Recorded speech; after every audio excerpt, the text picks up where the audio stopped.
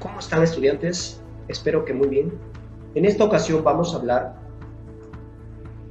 del principio de Pascal. Y te contaré un poco respecto a Blaise Pascal. Fue un polímata.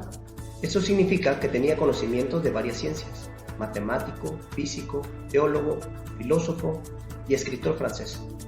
Sus contribuciones a la matemática y a la historia natural incluyen el diseño y construcción de calculadoras mecánicas, aportes a la teoría de la probabilidad, investigaciones sobre los fluidos y la aclaración de conceptos tales como la presión y el vacío. Después de una experiencia religiosa profunda, en 1654, Pascal se dedicó también a la filosofía y la teología. Muy bien. ¿Y qué nos dice el principio de Pascal? Toda presión que se ejerce sobre un líquido encerrado en un recipiente se transmite con la misma intensidad a todos los puntos del líquido y a las paredes del recipiente que las contiene. Y esto permite que existan instrumentos que con muy poca fuerza puedan cargar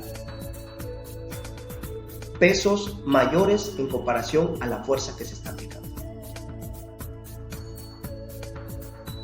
Analicemos con más detalle el sistema hidráulico, sujeto al principio de Pascal.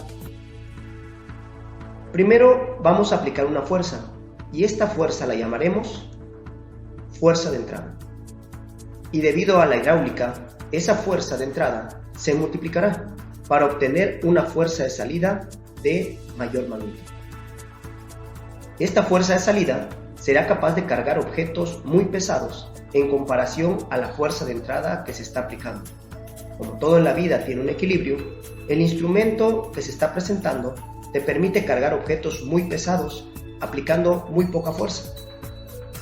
Pero hablando de ese equilibrio, la fuerza de entrada deberá recorrer más distancia en comparación de la fuerza de salida. Matemáticamente, ¿cómo se expresa el principio de Pascal? Con una expresión matemática para la prensa hidráulica. Y esta expresión matemática dice de la siguiente manera: que la fuerza del émbolo menor aplicada a un área, el émbolo menor, es igual a la fuerza que se obtiene en el émbolo mayor. Ahora bien, te pido que recuerdes, fuerza sobre área, ¿a qué equivale?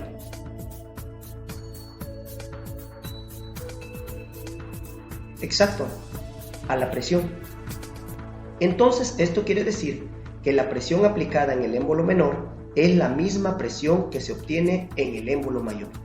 Y de esto nos habla el principio de Pascal.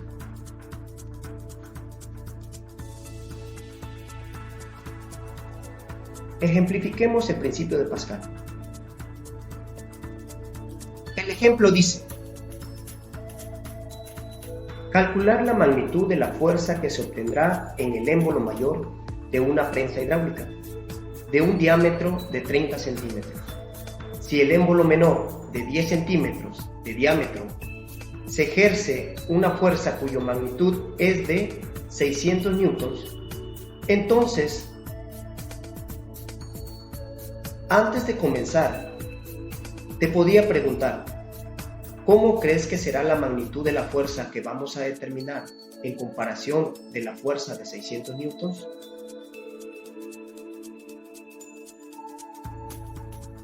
Si respondiste que será mucho mayor a los 600 newtons, te felicito. El principio del análisis es correcto. Ahora lo vamos a determinar matemáticamente. Recuerda que primero debemos obtener los datos. Y el problema nos dice que debemos calcular la magnitud de la fuerza. Eso significa que la fuerza es una incógnita. El diámetro del émbolo mayor es de 30 centímetros. El diámetro del émbolo menor es de 10 centímetros. La fuerza aplicada en el émbolo menor es de 600 newtons. Una de las fórmulas que vamos a utilizar es área es igual a pi por radio al cuadrado. La segunda fórmula es para determinar el radio, que es igual a diámetro sobre 2. Y la última es la del principio de Pascal, para una prensa hidráulica. Ahora vamos a determinar los radios y áreas. Determinamos el radio del émbolo mayor. Y el resultado es de 15 centímetros. Determinamos el radio del émbolo menor y el resultado es de 5 centímetros. Vamos a determinar el área del émbolo mayor y nos da como resultado 706.9 centímetros cuadrados. Y el área del émbolo menor es de 78.5 centímetros cuadrados. Sustituyendo en la expresión matemática del principio de Pascal, tenemos que la fuerza del émbolo mayor es igual a la fuerza del émbolo menor por el área del émbolo mayor sobre el área del émbolo menor. Así que tenemos 600 newtons multiplicando a 706.9 centímetros cuadrados. Todo esto dividido entre 78.5 centímetros cuadrados. Y el resultado total es de 5.403 newtons. Esa es la fuerza que se obtendrá como resultado de aplicar 600 newtons en una prensa hidráulica. Ahora hablaremos del principio de Arquímedes. ¿Quién fue Arquímedes? Fue un físico, ingeniero, inventor, astrónomo y matemático. Es considerado uno de los científicos más importantes de la antigüedad. Entre sus avances en física se encuentran sus fundamentos en hidrostática, estática y la explicación del principio de la palanca. Es reconocido por haber diseñado innovadoras máquinas, incluyendo armas de acero y el tornillo de Arquímedes, que lleva su nombre. Y ahora bien, ¿qué es lo que nos dice el principio de Arquímedes? Nos dice que todo cuerpo sumergido en un fluido recibe un empuje ascendente, es decir, de abajo hacia arriba, igual al peso del fluido. Espero que se aprecie mejor con el análisis gráfico. En la siguiente imagen, del lado izquierdo, observas un objeto que está sostenido por un dinamómetro. Un dinamómetro es un instrumento que se utiliza para determinar el peso de los objetos. Y como ves, marca 7 newtons en el aire. Ahora bien, en la imagen, en la parte derecha, observamos al objeto sumergido y el dinamómetro marca 4 newtons. Es decir, el objeto en el aire marcaba 7 newtons, pero ahora que está sumergido, el dinamómetro marca 4 newtons. Eso nos muestra que el empuje que recibe el objeto por parte del líquido es de 3 newtons. Y el líquido desalojado, si nosotros lo colocamos en un dinamómetro, nos marcaría 3 newtons. Y ahí es como se explica el principio de Arquímedes, que todo cuerpo sumergido en un fluido recibe un empuje ascendente igual al peso del fluido desalojado. Es decir, el peso del líquido desalojado es de 3 newtons, lo que le faltaba al peso del objeto para completar los 7 newtons en el aire. Espero que te haya quedado claro. Ahora bien, el empuje es uno de los causantes a que suceda el siguiente fenómeno observado en esta imagen. Es decir, que el mar pueda sostener en su superficie a un ferry. Y la expresión matemática para poder determinar el empuje que produce un líquido es igual al peso específico por el volumen del líquido desalojado. Ahora veamos un caso práctico en el que debemos calcular el empuje. El ejemplo dice de la siguiente manera: un cubo de acero de 20 centímetros de arista se sumerge totalmente en agua si tiene un peso con una magnitud de 564.48 newtons. Calcula, inciso A, ¿qué magnitud de empuje recibe? Inciso B, ¿cuál será la magnitud del peso aparente del cubo? Lo primero que hay que determinar son los datos. Y los datos nos dicen que la arista o longitud es igual a 20 centímetros.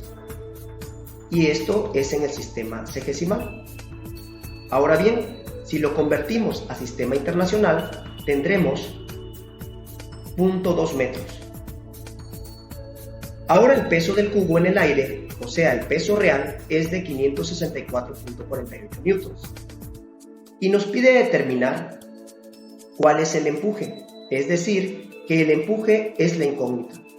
Y en el inciso B nos pide determinar el peso aparente, es decir, que cuando se sumerge en el agua supuestamente pesa menos el objeto, pero esto es aparente debido a que ahora está en contacto con el líquido. Y el líquido, por su densidad, le está aplicando una fuerza de empuje que le ayuda a cargar su peso. Bien, para poder determinar lo que nos está requiriendo en el problema, se necesita un dato más, y esto es peso específico.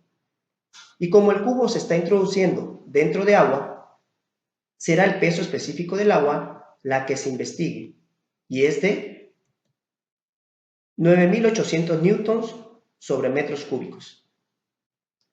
Recuerda que en el video anterior aprendimos a cómo determinar el peso específico, pero también puedes tú buscar una tabla en la cual venga el peso específico de diferentes sustancias. Y así se te facilita el poder obtener ese dato. Ahora vamos a ver qué fórmula vamos a utilizar para poder solucionar este problema. Y la primera fórmula es volumen es igual a longitud al cubo o lado al cubo.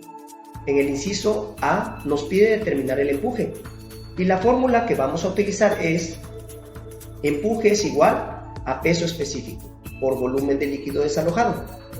Y en el inciso B nos pide determinar el peso aparente y el peso aparente lo podemos determinar con una diferencia entre el peso real y el empuje.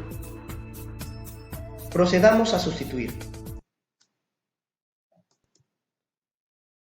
El volumen del cubo es igual al volumen de líquido desalojado. Ya lo habíamos dicho anteriormente. El volumen de líquido desalojado se determina con longitud al cubo, es decir, la arista que son 0.2 metros elevado al cubo. Y nos da como resultado 0.008 metros cúbicos, es decir, 8 milésimas de metros cúbicos. Ahora bien, vamos a sustituir en la expresión matemática. Para determinar el empuje, los 9.800 newtons por metro cúbico por 8 milésimas de metro cúbico, esto nos da como resultado 78.4 newtons. El inciso B nos pide determinar el peso aparente. Como ya determinamos el empuje, ya podemos sustituir y determinar el inciso B, en el cual nos está pidiendo el peso aparente. Y tenemos 564.48, que es el peso real del cubo en el aire, menos 78.4 newtons, que es el empuje que produce el líquido, que en este caso es agua sobre el objeto. Y el resultado del peso aparente es de 486.08 newtons, es decir, que el agua le está ayudando al objeto a supuestamente pesar menos. Es lo mismo que sucede contigo cuando te metes al agua, aparentemente pesas menos, pero es por el empuje que el líquido está haciendo sobre tu cuerpo. Pero si te das cuenta, como te dije al principio, todo en la vida tiene equilibrio. En el agua te puedes desplazar más lentamente. Te invito a que te suscribas a mi canal